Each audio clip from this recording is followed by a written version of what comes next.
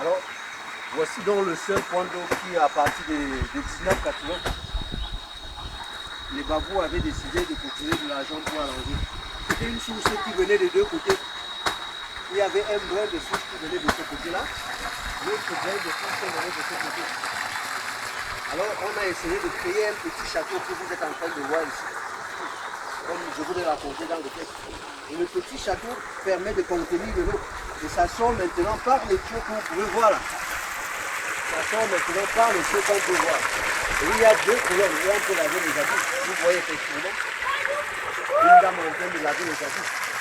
Alors, avec le temps, on a eu les intempéries.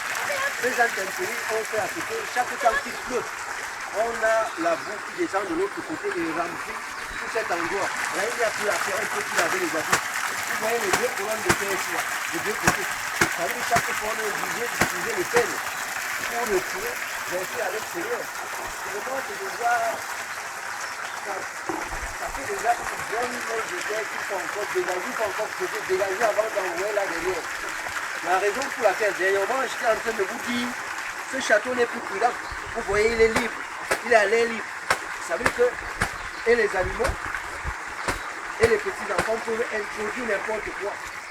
Alors, le risque de maladie est tellement élevé ici. D'où la nécessité de réfléchir pour l'adduction d'eau potable. Alors, on est en train de réfléchir donc, qu'est-ce qu'il faut faire, qu'est-ce qu'il faut entreprendre. Ça ne fait pas longtemps, au mois vite que je suis arrivé ici, avec les petits-enfants, on a eu à retirer la boue ici à complètement. Mais c'est déjà encore plein. Et ce château juste ici n'est pas fermé. Alors, on doit réfléchir, mettre un couvercle en attendant. Mais le point crucial, c'est pour dire qu'il n'y a pas d'eau potable à Babou. Et il faut qu'on se batte pour remplacer le moteur du château d'eau moderne. Donc c'est un peu en grosso modo ce que nous pouvons observer ici. En dehors de ceci, dans tous les autres coins du village, il y a les petits ruisseaux.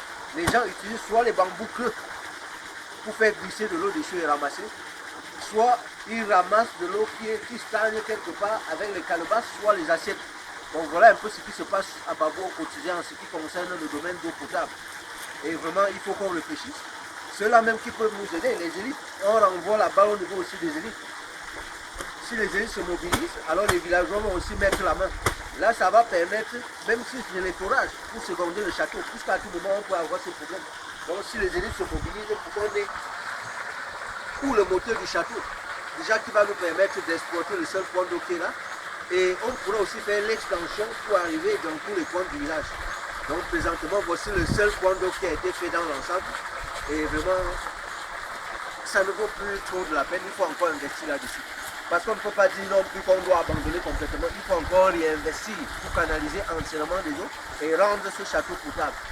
Alors, je vous remercie. Je pense que les élites et tout le monde a compris ce que nous venons de dire. Et il faut prendre ce problème à cœur. Car l'eau, c'est la vie. Et lorsqu'on n'a pas une bonne eau, ça veut dire qu'on est exposé au maladie. Je vous remercie.